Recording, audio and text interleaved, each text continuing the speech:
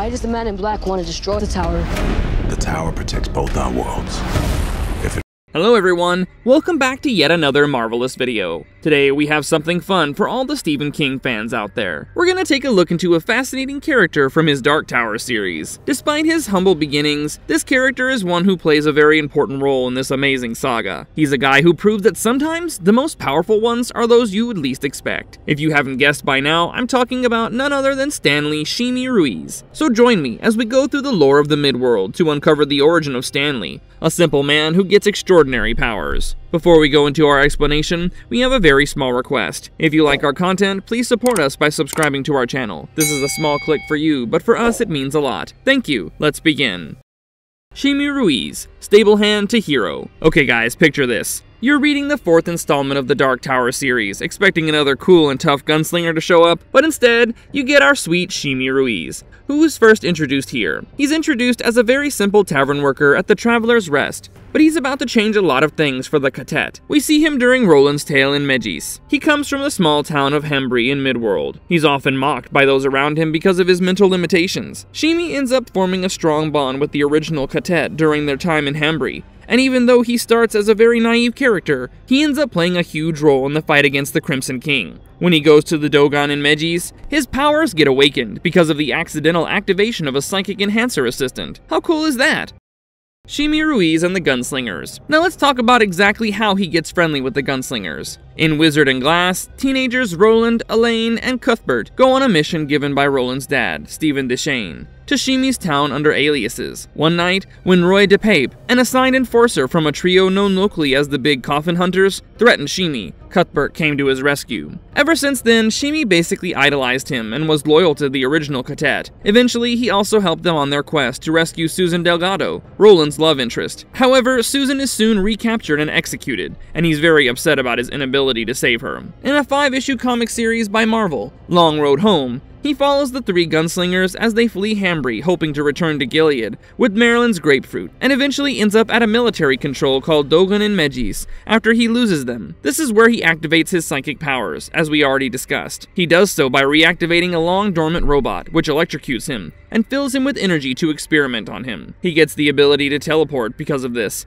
which really sounds very convenient because he's able to teleport over Zay River Canyon, where he eventually finds them again. Here he uses his new powers to heal the injuries that Elaine got from the Muty Wolves, and he enters Marilyn's grapefruit so he can save Roland's soul, which is trapped in a dreamlike space known as the End World. Here, he is delivered to the Crimson King, who tells him that they both come from Arthur Eld, and so they're like cousins. He wants Roland to help him open the Dark Tower and destroy the many worlds that have spun from it. He wants to do this so he can restore his rightful kingdom of chaos and disorder, and offers that Roland can rule with him. When Roland refuses, he gets tortured by the Crimson King, and Sheemie shows up to rescue him and force him out of the grapefruit. After this, we know nothing about Sheemie's whereabouts. Very mysterious, right? He's just gotten new powers and has helped our gunslingers from great danger. But the character gets taken away just as we begin rooting for him. He makes another appearance in the 6-issue Marvel Limited series, Fall of Gilead. This follows the events that take place after Roland, under the influence of Marilyn's grapefruit, kills his mother, who is coerced into assassinating his father. Roland is locked away and waiting for the trial after this incident. Sheemie arrives at Gilead. However, he's not allowed to enter inside, so he teleports.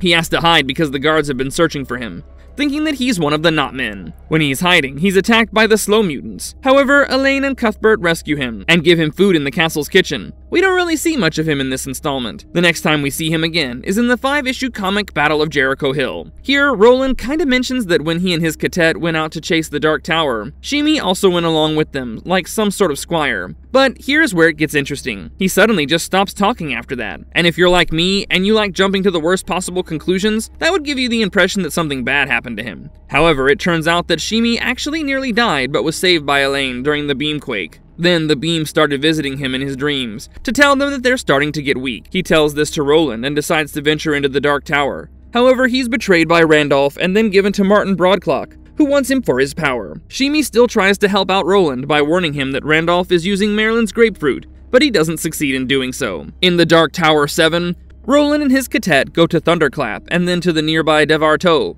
so they can help a group of people who are known as beamers. These beamers are basically letting their abilities be used so the beams that support the tower can be broken away. Here they reunite with Sheemie again, who goes by Stanley, and has the ability to teleport himself and others to places and worlds. But this comes at a price. Every time he uses his powers, he gets a minor brain hemorrhage, and others around him believe using more would be fatal for him. Roland confronts him, and that makes him break down. He still feels guilty over Susan's death. Sheemie, who is now Stanley, is also a beamer who is being held captive. They all wish to help the gunslingers, and so they leave information and supplies for them to use. Sheemie survives initially when Roman's cadet rescues him. However, he steps on a broken piece of glass during the battle. It's revealed that he died soon after from blood poisoning because of this. It seems very absurd, right? That a man so powerful can be taken down from something so small.